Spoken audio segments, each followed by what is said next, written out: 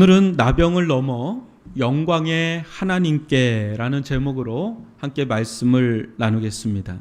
지난주에 나아만을 살펴봤습니다만 나아만 이야기는 실은 치료받은 이유가 더 중요합니다. 오늘 보는 이 대목.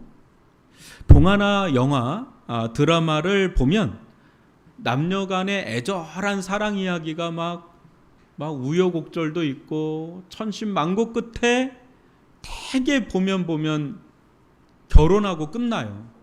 근데 여러분 살아보면 아시잖아요. 연애할 땐 누구나 다 사랑한다고 하고 결혼하지요. 그러나 진짜 사랑 이야기는 결혼하고부터가 아닌가. 애 낳고 기르면서 얼마나 많은 일들을 겪습니까? 긴 시간 볼 거 못 볼 거 다 보고 지지고 볶고 하면서 끝까지 인내하면서 사랑하는 것과 여러분 반짝 타오르다 마는 성냥개비 같은 그런 사랑, 그게 비교할 수 없죠. 그래서 저는 신데렐라나 이 백설공주가 어렸을 때는 그걸로 끝나도 괜찮았다고 생각했는데 요즘에는 시즌2를 만들어야 된다. 결혼 이후에 백설공주는 어떻게 살았나? 신데렐라는 어떻게 살았나? 그거까지 써야 되지 않나? 이런 생각을 해보고요. 그래야 아이들에게 결혼이 얼마나 중요하고 또 축복된 건지 이렇게 좀 알려줬으면 좋겠다. 그런 마음이 있습니다. 그래서 동화 작가도 나왔으면 좋겠습니다. 중요한 거는요, 어떤 우리가 큰 일을 겪고 난 뒤가 실은 더 중요해요. 우리는 어느 때는요, 애들 대학교 갔으면 좋겠다, 애들 결혼했으면 좋겠다, 애들 취업 잘했으면 좋겠다, 이런 기도 많이 하는데 또 하나 기도해야 될 거는 대학을 잘 감당했으면 좋겠다, 결혼 생활을 잘 감당했으면 좋겠다, 직장 생활을 잘 감당했으면 좋겠다. 그 감당에 기도하는 것이 더 중요하지 않을까, 그런 생각을 좀 할 정도입니다. 그렇다면 나아만은 치료된 후에 어떻게 했을까? 너무나 감사하긴 하지만 이전처럼 살아갔을까? 아님 무언가 신경의 변화를 겪고 이전과는 다른 삶을 살아갔을까? 이것이 중요한 이유는 이겁니다. 나아만이 나병을 고친 분을 하나님으로 여겼을까? 아님 엘리사의 능력으로 여겼을까? 아님 요단강의 신비한 효능 때문인 것으로 여겼을까? 아님 그저 우연하게 치료된 것으로 여겼을까? 무엇으로 보느냐에 따라서 나아만의 이후 삶이 실은 달라지는 거거든요. 그런데 전개되는 이야기를 보시면 알겠지만 나아만은 자신을 고친 분은 다른 어떤 것도 누구도 무엇도 아닌 하나님으로 믿습니다. 하나님이 자신을 고친 분으로 믿습니다. 그렇다면 이후에 나아만은 하나님을 어떻게 대했을까를 우리가 오늘 살펴볼 텐데, 살려주셨으니까 감사 인사 크게 한번 꾸벅하고 그냥 말았을까? 아니면 화장실 들어갔을 때와 나올 때 다르다고 그냥 입 쓱 닫고 말았을까? 아님 하나님이 필요로 하는 상황이 오면 언제든지 마음문을 열고 하나님을 찾았을까? 아님 처음에는 병 때문에 하나님을 알았지만 후에는 하나님이 어떤 분이신지를 알았기 때문에 하나님을 하나님으로 섬기며 살았을까? 여러분 오늘 이 대목을 함께 살펴볼 겁니다. 그래서 진짜 구원 이야기는 지금부터라는 것. 자, 한번 오늘 이야기 한번 보겠습니다. 15절을 볼까요? 나아만이 모든 군대와 함께 하나님의 사람에게로 돌아와서 그의 앞에 서서 이르되 내가 이제 이스라엘 외에는 온 천하에 신이 없는 줄을 아나이다. 청하건대 당신의 종에게서 예물을 받으소서 하니. 사랑 가운데 다는 아니지만 병이 낫자마자 감사 인사도 없이 그냥 돌아가는 사람들 여러분 많습니다. 대표적으로 예수님께서 10명의 문둥병자를 고치시는 사건이 나옵니다. 그때 감사 인사하러 온 사람은 딱 한 사람, 사마리아, 그것도 사마리아인이 돌아오는 그 사건이 나옵니다. 여러분, 왜 그렇죠? 왜 그 어려운 병까지 났는데 감사 인사 한번 하러 오는 사람이 없을까? 그것은 자신의 소정의 목표를 달성했기 때문에 그걸로 그냥 입 싹 닦는 거죠. 그러나 나아만은 모든 군대와 함께 하나님의 사람 엘리사에게 돌아왔습니다. 이때 그가 한 고백 또 행동을 보면 그가 병이 낫는 이 과정을 겪으면서 무엇을 깨닫고 또 변화됐는지를 알 수가 있는데요. 여러분, 우선 나아만이 한 고백을 다시 한번 들어보십시오. 이는 하나님을 향한 진실한 고백인데 15절 보니까 내가 이스라엘 외에는 온 천하에 신이 없는 줄을 아나이다, 이렇게 고백을 합니다. 여러분, 당시 고대 근동 사람들은 누구나 신이 있다고 믿었어요. 그러나 이들의 신과는 대다수가요, 다신간이었어요. 신이 많다는 거죠. 일본에도 또 인도에도 보면은요, 한 신이 한 7,000개다, 10,000개다, 뭐 이런 나라가 있어요. 아직까지도. 그러니까 고대 근동에는 얼마나 신들이 많았겠어요. 그러다 보니까 이들은 전쟁을 하고 나면 이기잖아요. 그럼 다른 나라의 신이 자기들 신보다 못하기 때문에 그 신상을 가지고 와가지고 자기들 신전에 그거를 전리품처럼 이렇게 전시를 해놨어요. 그게 간습이었어요. 그게 다신간이란 말이죠. 나아만은요, 이런 문화권에서 태어난 사람이고 이런 문화권에서 자라난 사람이에요. 그러니까 뼛속까지 이런 종교적인 신념, 가치관, 그게 뿌리 박혔던 자이기 때문에 웬만해선 바뀔 수가 없죠. 웬만해 바뀔 수가 없어요. 지금도 이스라엘 국가는요 100% 그 마호메트를 믿어요.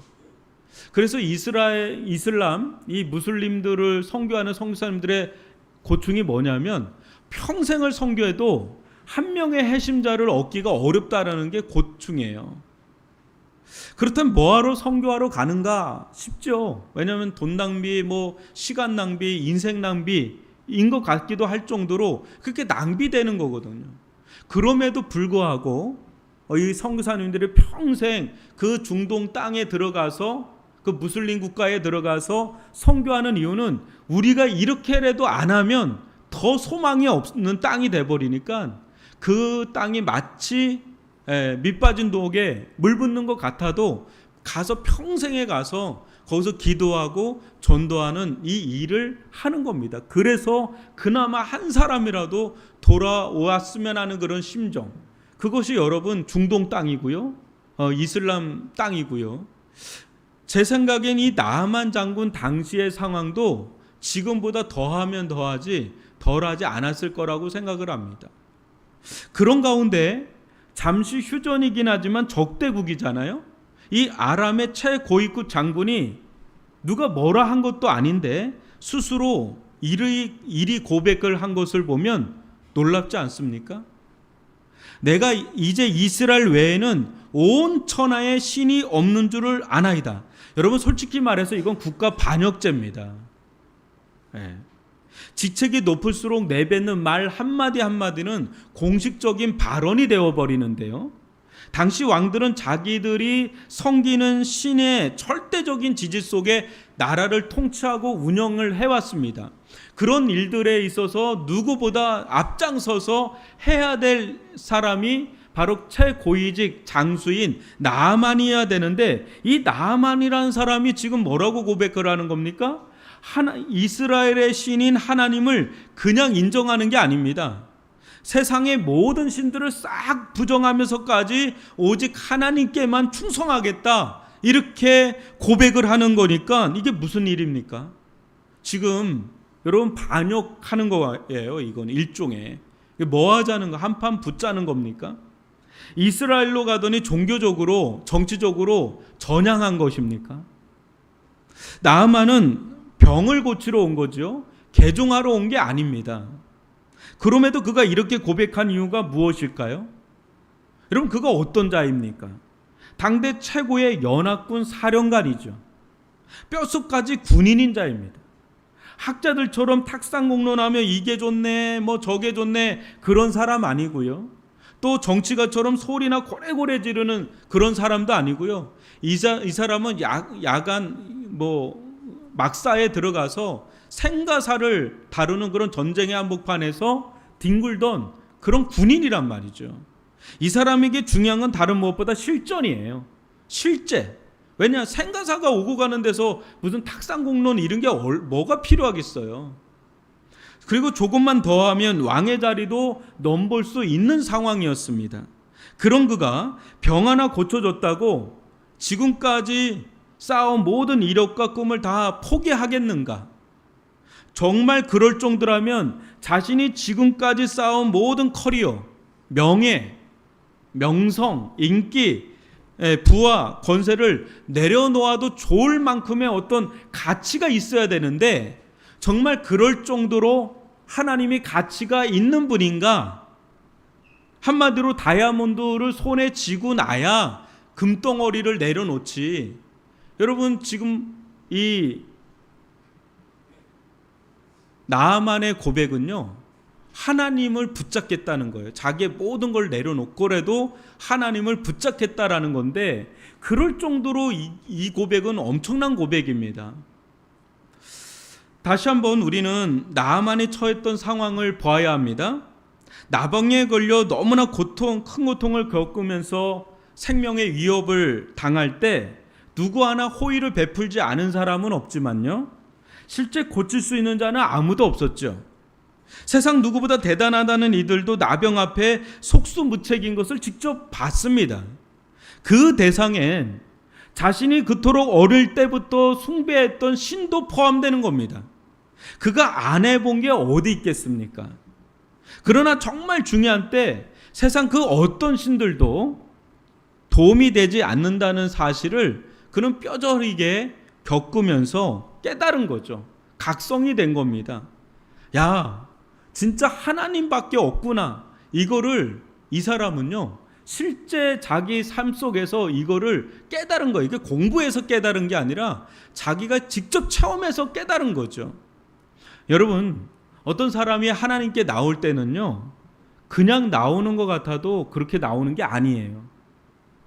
세상 해볼 거 안 해볼 거 다 해보고 도무지 더 이상 길이 없을 때 지푸라기라도 잡는 심정으로 나오는 게 교회고요. 그런 심정으로 나오는 게 하나님을 붙잡는 거예요.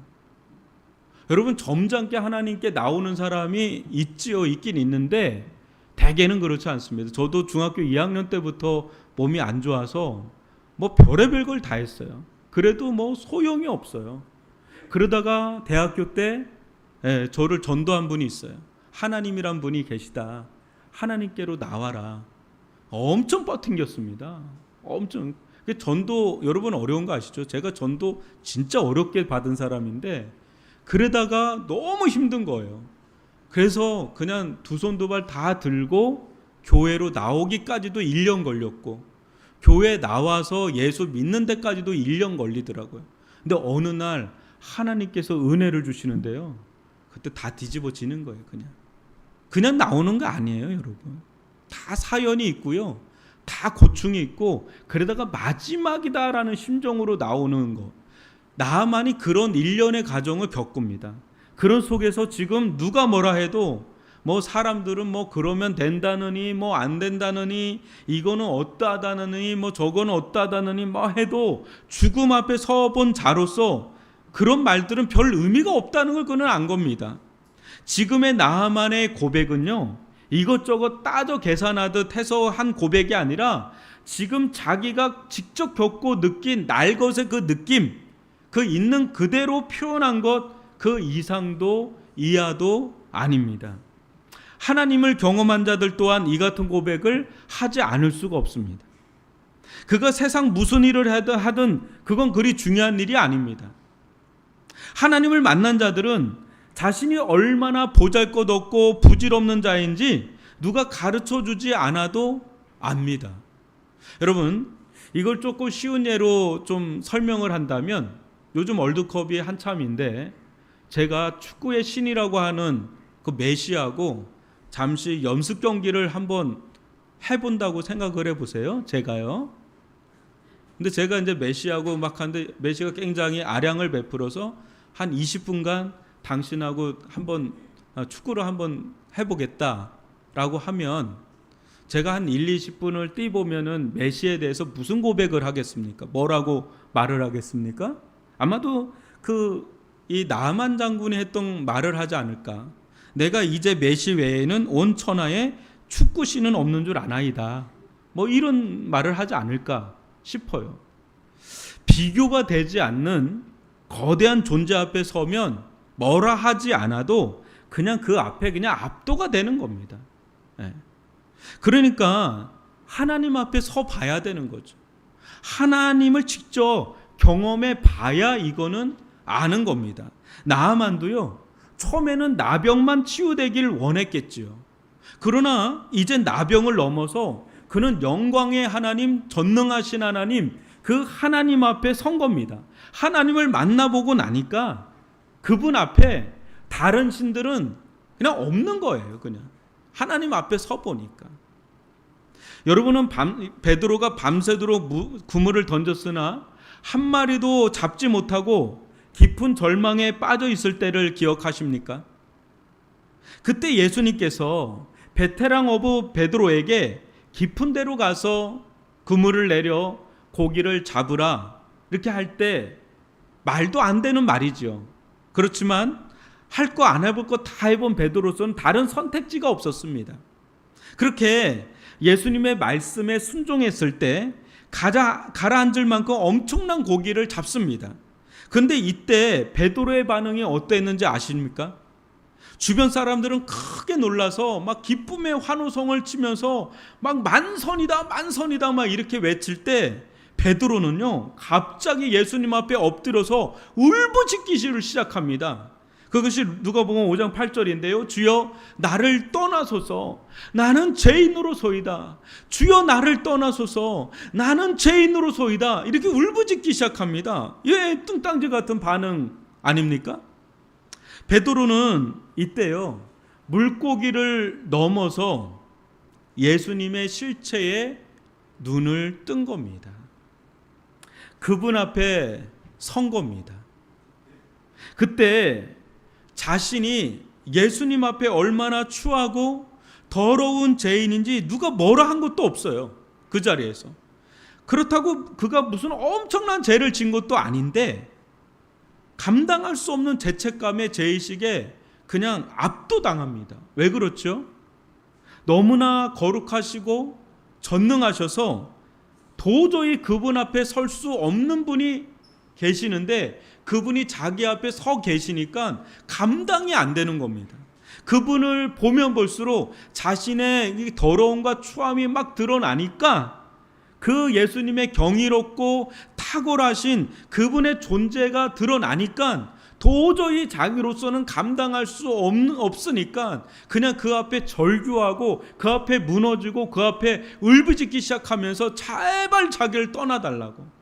내가 감당이 안 된다고. 나는 죄인이라고. 당신하고는 이렇게 같이 있을 수 없는 자라고 그런 고백을 하는 장면 여러분 아실 겁니다. 지금 나아만이요. 그 하나님 앞에 선 거죠.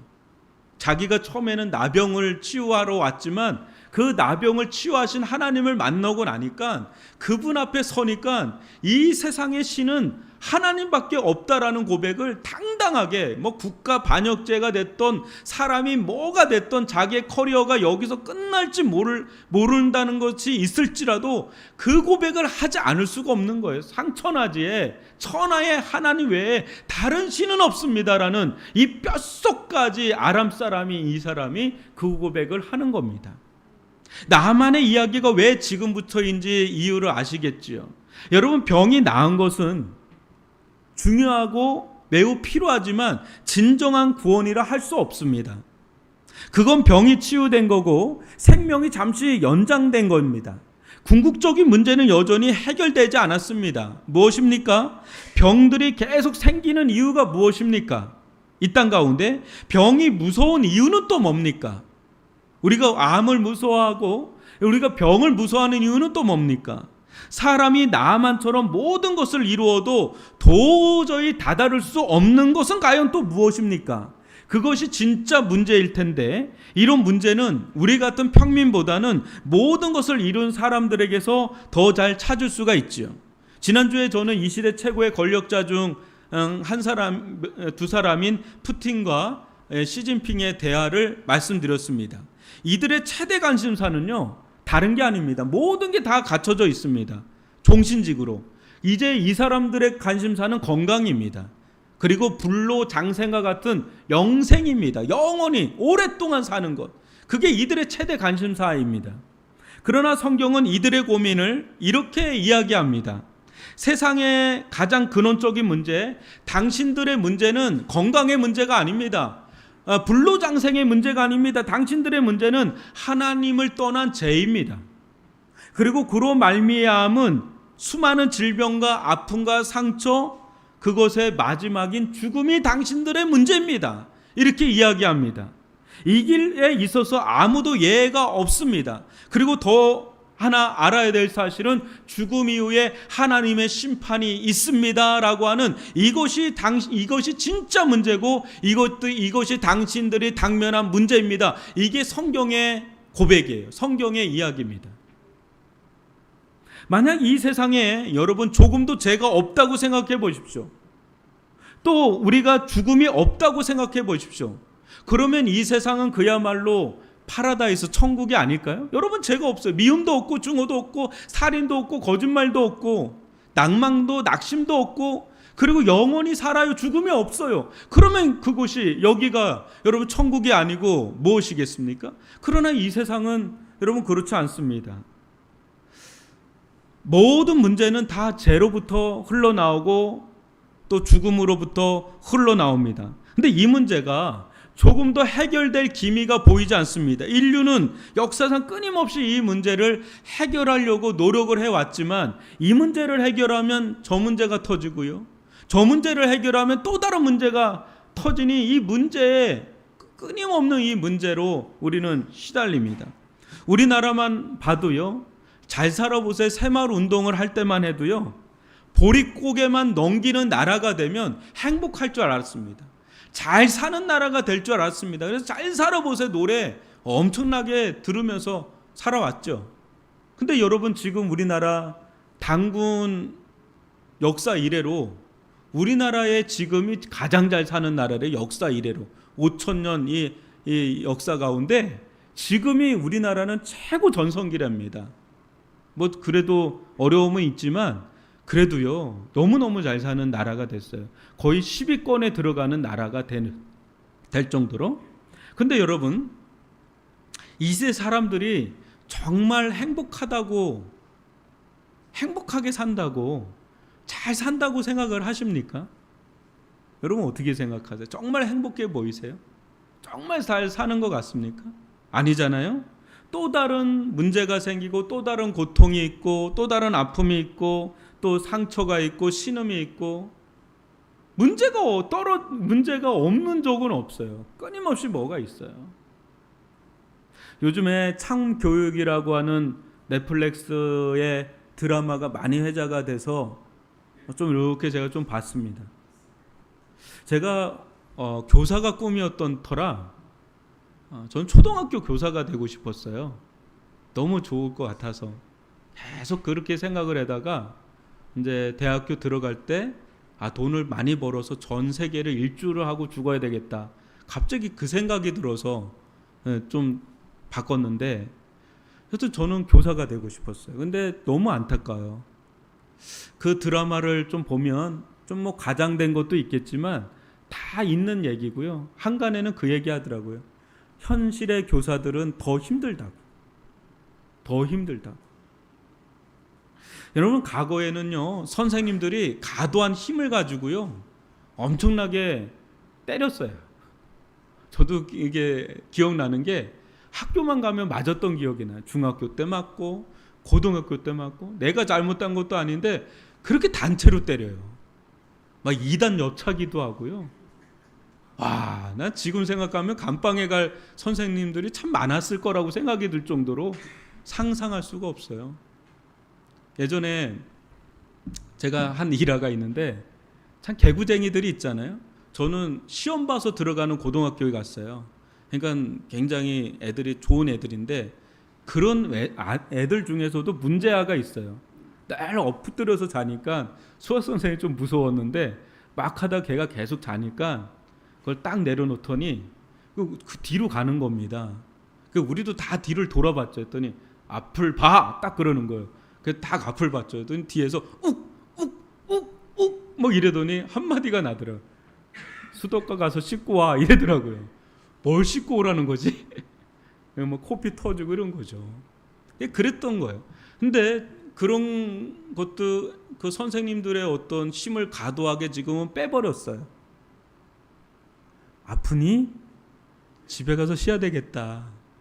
그러니? 뭐 이렇게 이제 그래야 돼요. 어떻게 되니? 아우 이거 어떡하니? 야, 얼른 가거렴. 뭐 이렇게. 옛날에 그런 게 어디 있어요? 그냥 깃방매기 맞고 그랬는데. 근데 그렇게 했을 때 아이들도 부모들도 선생들도 학교도 너무너무 행복해졌습니까? 또 다른 문제가 또 생기고 또 문제가 생기고. 여러분, 핵심 문제가 해결되지 않는 한 문제는 끊임이 없어요. 이게 속에 고름이 있어요. 이 고름이 이쪽으로 삐져나오는데 그거 그냥 틀어막는다고 그거 해결되겠어요? 고름이 없어야 그게 해결되는 거죠. 고름이 있는데 뭘 거기에 뭐 반창고 붙인다고 뭐가 땜빵 한다고 그게 되겠습니까? 다 사회 약방문이죠. 보십시오. 나만이 지금 나았다고 평생 병에 걸리지 말라는 법 있나요? 나중에 또 다른 병에 걸려 죽지 않았을까요? 그러면 하나님은 뭐 한 겁니까? 이때 한번 반짝 나타나서 병 한번 고쳐주고 사라진 것일까요? 그런 일을 하려고 하나님께서 세상에 존재하시는 걸까요? 하나님 뽑기하듯이 누군가에게 가끔 나타나서 생명 영장성 치유만 하시는 분일까요? 아님 정말 그 어떤 인간도 해결할 수 없는, 풀어낼 수도 없는, 할 수 없는 그 인생의 아주 궁극적인 문제, 그 인간이 해결할 수 없는 그 근원적인 그 문제를 해결하시려고 하나님은 이 세상 가운데 일하고 계시고 역사하고 계시는 분일까요? 여러분 어떻게 생각하십니까? 그냥 나만 너 이때 한번 잠깐 고쳐주는 그런 분이니까, 아니면 그 이상으로 인간의 가운데 있는 아주 궁극적인 문제, 그 문제를 해결하시고 구원하시려고 역사하시는 분이실까? 여러분, 하나님은 단순히 불치병을 치료하시는 분이 아닙니다. 그 이상의 일을 행하시는 분이십니다. 다시 한번 하나님은 이 세상의 근본적인 문제를 무엇으로 보시는지 아십니까? 하나님을 떠난 죄의 문제로 보십니다. 그 결과가 죽음이고 사망이죠. 그리고 질병이고 고통이고 아픔인 거지요. 여러분, 죄와 죽음의 문제, 이 부패의 문제, 이게 핵심 고름인데 이게 해결되지 않는 한 인간사에서 고통과 아픔과 그 어려움은 끊이지가 않습니다. 그렇다면 구원은 무엇이겠습니까? 하나님께로 돌아오는 겁니다. 하나님께 돌아오는 자에게 제사함이 주어지고요, 하나님과 맡겼던 관계가 열리는 영생이 주어지죠. 나아만 이야기가 중요한 것은 이를 너무 잘 보여주기 때문입니다. 처음에는 나아만은 나병을 치료하러 나왔죠. 하지만 이제 나병을 넘어서 하나님께로 돌아오는 사람의 모습을 보여줍니다. 그것도 요식행위로 돌아온 게 아니라 진실하게 진정어리게 돌아오는 그런 모습을 보여주고요, 나아만은 이 나병이 치료되는 과정 속에서 하나님을 깊이 만납니다. 이 증거가 첫 번째로 하나님을 향한 진실한 고백에서 볼 수가 있고요, 두 번째가 하나님을 향한 순전하고 겸손한 헌신에서 그걸 볼 수가 있습니다. 여러분 15절과 16절을 보십시오. 청하건대 당신의 종에게서 예물을 받으소서 하니 이르되 내가 섬기는 여호와께서 살아계심을 두고 맹세하노니 내가 그 앞에서 받지 아니하리라 하였더라. 나만이 받으라고 간건하되 그가 거절하니라. 여러분은 이 장면에서 또 무엇을 보십니까? 처음에 나만이 엘리사에게 나왔을 때만 해도 여러분 나하만의 그 태도가 뭡니까? 아니 약소국의 선지자 나부랭이가 어떻게 얼굴 한번 비치지 않느냐고 얼마나 노발대발하며 돌아가려고 합니까? 그런데 지금 그렇게 보잘것없어 보였던 엘리사를 보고 지금 15절에서 뭐라고 그러는지 아십니까? 청하건대 당신의 종에게서 예물을 받으소서 그럽니다. 당신의 종. 여러분 나만이 어떤 사람입니까? 넘버 2예요. 아람이라고 하는 큰 강국의 넘버 2예요. 근데 인간적으로 보면 엘리사요? 아무것도 아닌 사람이에요.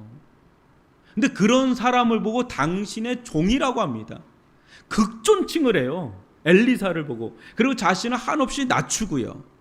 그리고는 엘리사가 끝까지 거절하긴 하지만 오늘날로 환산하면 150억에 준하는 그 엄청난 그런 예물을요, 제발 좀 가지시라고, 제발 좀 받아달라고 애원하고 그렇게 사정하는 것을 우리가 볼 수가 있습니다. 여러분 이전에 이 예물 갖고 왔을 때 어땠죠? 지난주에 살펴봤지만 이 예물은요 아주 정확하게 거래용 예물이었습니다. 대가용 예물이죠. 내가 이만큼 줬으니 너도 이 값 정도는 해야지 라고 하는 그런 심산으로 왔단 말이죠. 그러니까 나만의 마음속에는요 이 돈으로 얼마든지 치료도 얼마든지 구원도 살 수 있다라는 그런 생각, 하나님의 은혜도 사고 하나님의 능력도 사고, 내가 이만큼 지불했으니까 하나님 이 정도는 해주셔야죠 라고 하는 기브 앤 테이크, 세상의 방식이에요. 세상은 이만큼 해주면 이만큼 주는 기브 앤 테이크 방식인데, 그런 기브 앤 테이크 방식에 있어서 그는 최정점에 있었던 사람입니다. 그러니까 이걸 너무 잘 알죠. 이 정도 주면 내 병을 고쳐줄 수 있겠거니 하고 왔습니다. 그런데요, 지금 나아만은 그런 식으로 엘리사에게 이 예물을 드리는 게 아닙니다. 그는 정말 감사해서, 정말 드리고 싶어서 제발 저를 봐서라도 받아달라고 애원하듯 그렇게 드리는 이 나아만의 이 겸손한 이 모습 속에서 과연 우리가 알던 나아만이, 이 사람이 나아만이 맞나 싶을 정도예요. 여러분 뭐가 이 나아만을 이렇게 고자세로 나왔던 이 나아만이 어떻게 갑자기 이렇게 겸손하게 그리고 헌신적으로 이렇게 변했나? 여러분 그것은 하나님이십니다. 하나님을 만나고 나니 자신이 누군지, 또 엘리사가 누군지, 또 자신이 가지고 있는 부와 권세가 뭔지가 이제 아는 거예요. 진짜 하나님을 만나고 나니까 자기는 진짜 별게 아닌 사람인 거예요. 그전에는 대단했던 사람이라고 자기는 여겨왔는데 하나님 앞에 서니까 자기가 별거 아닌 겁니다. 대신에요, 엘리사라는 사람은 엄청난 사람인 것처럼 여겨지는 거예요. 세상적으로는 자기가 훨씬 큰 사람인데 영적인 세계에 눈을 떠보니까 엘리사가 너무 큰 사람처럼 느껴지는 거예요. 그러니까 당신의 종이라는 거예요. 그리고 자기가 갖고 있는 부와 권세가 대단한 것 같고 거들먹거렸는데 이거 별거 아닌 거예요. 그러니까 이거 드리고 싶은 거예요. 이거라도 드리고 싶은 마음. 여러분 속된 표현인지는 모르겠지만요, 마이클 타이슨이라고 하는 핵주먹 선수가 있죠. 그 선수가 했던 유명한 말이 있습니다. 누구나 그럴싸한 계획을 가지고 있다. 한데 처맞기 전에는. 그러니까 링에 올라가서 막 준비를 해가지고 와요. 근데 링에 딱 올라가서 이 타이슨의 핵주먹 한번 딱 맞고 나면 이게 계획이 무산이다. 이게 되는 거죠. 다 끝나는 거예요. 제가 이것을 좀 다음과 같이 패러디하고 싶어요. 누구나 그럴싸한 인생을 산다고 생각한다. 하나님의 카운터 펀치를 맞기 전까지는.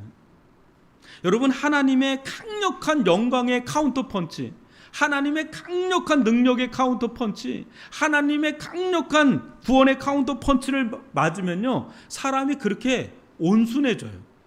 그전에는 막 내가 세상에서 뭔가 된 것 같고 막 어깨에 힘들어가고 이랬던 사람이 하나님의 영광의 카운터 펀치를 맞으면 갑자기 겸손해져요.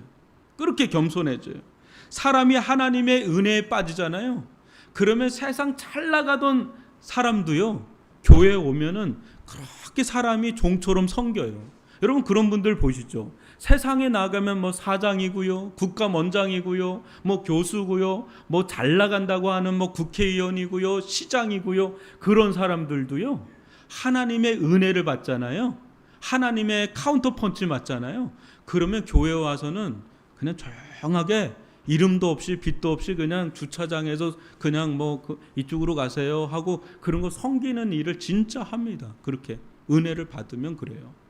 사람이 그렇게 겸손해지고 변화돼요. 그리고 자신의 것을 아낌없이 베풀어요. 누가 뭐라 해서 그런 게 아닙니다. 스스로 자원해서 그렇게 합니다. 또 그렇게 섬기고 베풀면서도 자신을 드러내거나 자랑하지 않아요. 왜요? 하나님을 아니까요. 하나님 앞에 서 보니까 자기가 그렇게 대단한 사람이 아니거든요. 하나님 앞에서는 명함도 내밀 수 없는 자인 것을 알기 때문에 뗄 수만 있다면 자신을 가리려고 하고, 뗄 수만 있다면 자기를 숨기려고 하고, 뗄 수만 있다면 다른 사람 도우려고 하고, 뗄 수만 있다면 다른 사람의 종이 되려고 하고 섬기려고 하고, 이런 사람으로 사람이 완전히 180도 변화되는 거, 그런 걸 봅니다. 어떤 분이 있었어요. 그분이 저한테 오더니 엔터테인먼트의 사장이었어요. 근데 그분이 저한테 와서 그 얘기예요. 예수님을 만났어요. 근데 굉장히 대차요. 그쪽 계통이 뭐 보통이 아니면 안 되지 않습니까? 근데 그분이 그래요. 목사님, 저는 하나님을 믿으면 믿을수록 제가 정말 쪼그라들어요. 위기소침해지고 정말 이게 작아지는 느낌이 드는데 이게 제대로 믿는지 잘 모르겠어요. 저 원래 이런 사람 아니라 그냥 한번 결정하면 그냥 끝나고 막 이런 사람인데 자꾸 생각하게 되고, 이런 말을 하면 저 사람이 어떤 생각을 할까, 마음이 상하지는 않을까, 너무너무 힘들어요. 그런 이야기를 저한테 상담을 해왔는데 제가 그런 얘기했어요. 아니요, 지금 제대로 믿는 거 맞아요. 다만 지금은 그게 어려워서 그 과정을 겪는 것 뿐이지, 이제 자매님은 새롭게 사는 법을 지금 배워나가는 베이비로서 배워나가는 것일 뿐, 믿음이 더 커지고 세지면 그렇게 사는 게 더 쉬워지고 더 익숙해지는 날이 올 겁니다. 왜요? 이전에는 내 힘으로 살았거든요. 근데 이후에는 예수님을 만나고 난 뒤에는 우리가 변화돼요. 어떻게 변화되죠? 이제 내 뜻대로 사는 게 아니다라는 거 알죠? 내 힘대로 사는 게 아니다라는 거 알죠?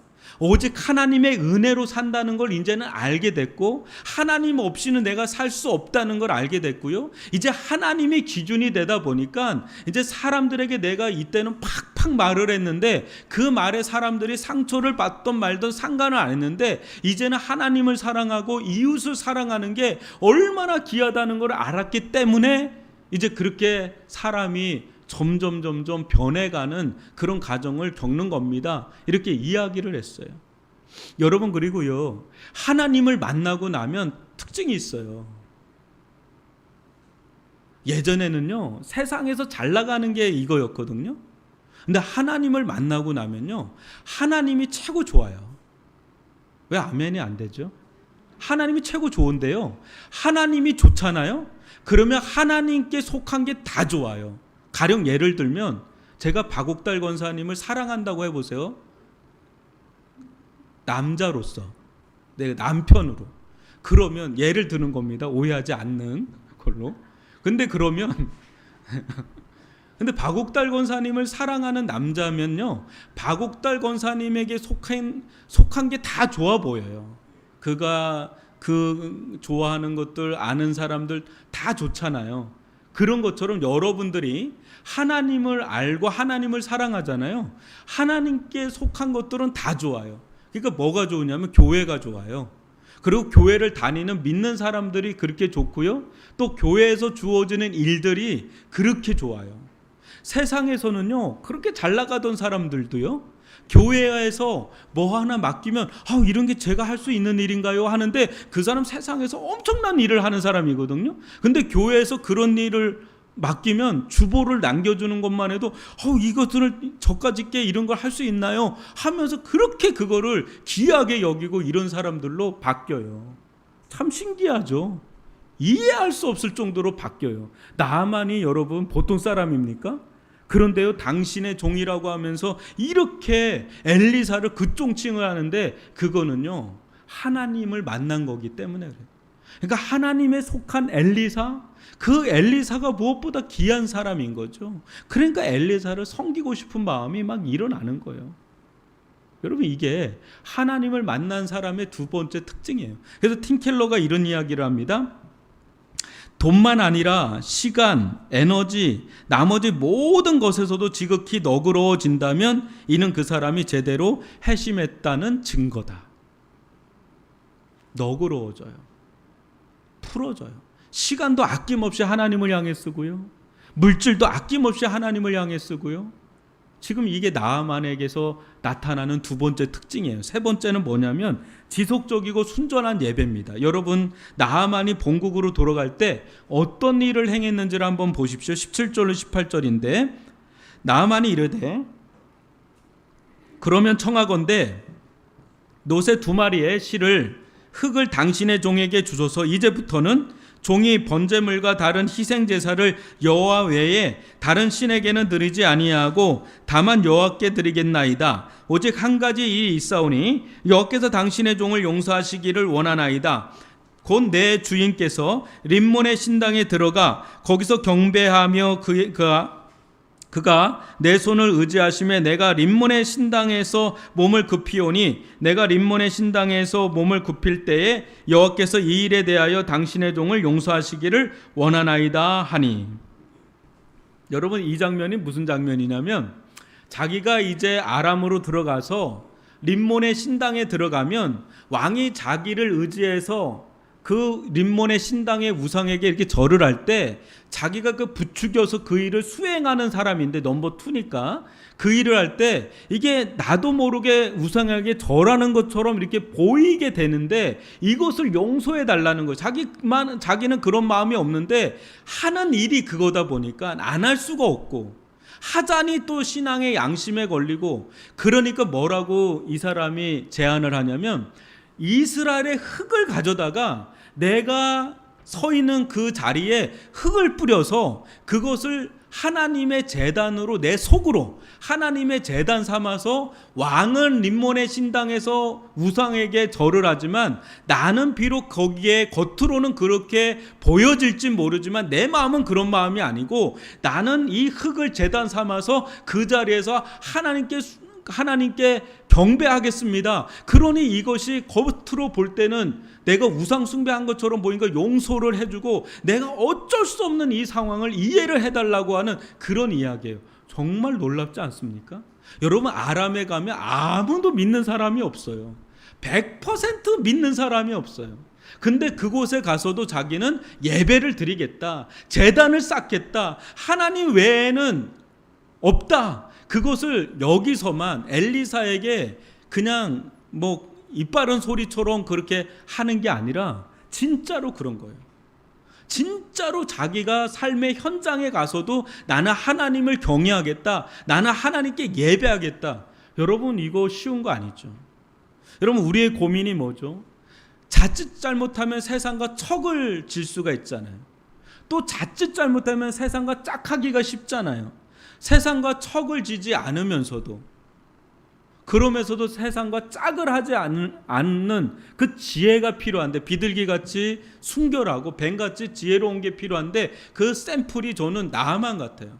겉으로는 정말 충실하게 그 일을 하지만 속에 그 양심은 그 어떤 누구보다도 그 올곧음을 지키려고 애를 쓰는 이 나아만은요, 정말 구원받은 사람이에요. 처음에는 나병에서 시작했어요. 근데 이 사람은 진짜 하나님을 만났고요, 진짜 하나님의 백성, 하나님의 자녀가 된 사람의 모습을 우리에게 보여준단 말이죠.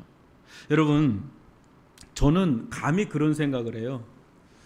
아마도 이 사람 나아만이 아람의 최초의 선교사가 아니었을까. 그래서 이 나아만이 영향력이 있잖아요. 그래서 하나님에 대해서 이야기를 했을 것 같아요. 그러니까 나아만은요, 왜 이 성경에 이 사람이 기록되어 있는가? 예수님도요, 누가복음 4장 27절에서 이런 말씀을 하셨는데요. 또 선지자 엘리사 때에 이스라엘에 많은 나병 환자가 있었으되 그 중에 한 사람도 깨끗함을 얻지 못하고 오직 수리아 사람 나아만 뿐이었더라라고 하는 이 장면에서도 예수님이 나아만을 인정하고 있는 것을 볼 수가 있습니다. 여러분, 진정한 구원은 어디로부터 올까요? 나아만이 140억, 50억에 준하는 그 막대한 비용을 들인다고 해서 나병이 치유된 게 아닌 것처럼 우리가 어떤 위치, 어떤 비용을 들인다고 하더라도 우리의 근본적인 이 문제를 해결할 수 있는 사람은 이 세상에 아무도 없습니다. 왕이요? 정치가요? 그 엄청난 사업가요? 아무도 우리의 궁극적인 문제를 해결해 줄 수가 없습니다. 그러기에는 우리가 드리는 비용은 너무나 작아요. 턱없이 작아요. 하나님이 원하시는 비용은 정말로 그야말로 천문학적인 전 우주적인 비용인데 그 비용은 예수님의 비용입니다. 예수님의 생명값이에요. 예수님께서 우리 한 사람 한 사람들을 위해서 나병과 같은 병에 걸려 있는, 재해병에 걸려 있는, 또 죽을 수밖에 없는 우리들을 구원하시기 위해서 하나님께서, 예수님께서 지불하신 비용은 예수님의 전 생명입니다. 그 어마어마한 은혜의 막대한 비용을 지불하셔서 우리를 구원하셨고 우리를 살리셨고 우리를 사신 그 대상이 바로 여러분들입니다. 요단강에 가서 물을 씻어서 깨끗하게 나음받고 어린아이 같은 사를 받은 나아만처럼 여러분의 죄의 나병에 걸려서 덕지덕지 온 몸이 그냥 두드러기처럼 그냥 종기로, 죄의 종기로 가득 찬 우리를 예수님은 깨끗하기 위해서 진정한 요단강이 되시는 예수님, 그 예수님의 그 붉은 선혈, 그 보혈로 우리를 깨끗하게 하시고 그 예수를 받아들인 자, 그 자에게 제사함과 아울러서 깨끗함이 주어지고 영생의 문이 열리는, 구원의 문이 열리는 그 은혜를 주신 그 예수 그리스도. 예수 그리스도 외에는 다른 구원을 얻을 만한 이름을 우리에게 주신 일이 없습니다. 이 예수를 굳게 믿고 이 예수님을 굳게 의지하고 이 예수님의 그 거룩하신 보혈에 풍덩 담길 때 여러분의 어떤 죄도, 여러분의 어떤 허물도, 여러분을 궁극적으로 괴롭히고 마지막 여러분들을 장악하는 이 사망 권세마저도 이기고 살아나는 역사는 예수 그리스도 그 이름의 능력 안에 있는 줄 믿습니다. 예수를 믿을 때 참된 구원의 역사가 일어나게 될 줄 믿습니다. 여러분, 이 예수님을 굳게 믿으시고, 그러나 이 예수님을 믿기 위해서는 겸손하셔야 되고요. 여러분들이 예수님을 끊임없이 찬양하고 경배하면서 이 예수님과 함께 살아가는 믿음의 삶을 사시기를 주님의 이름으로 축원합니다.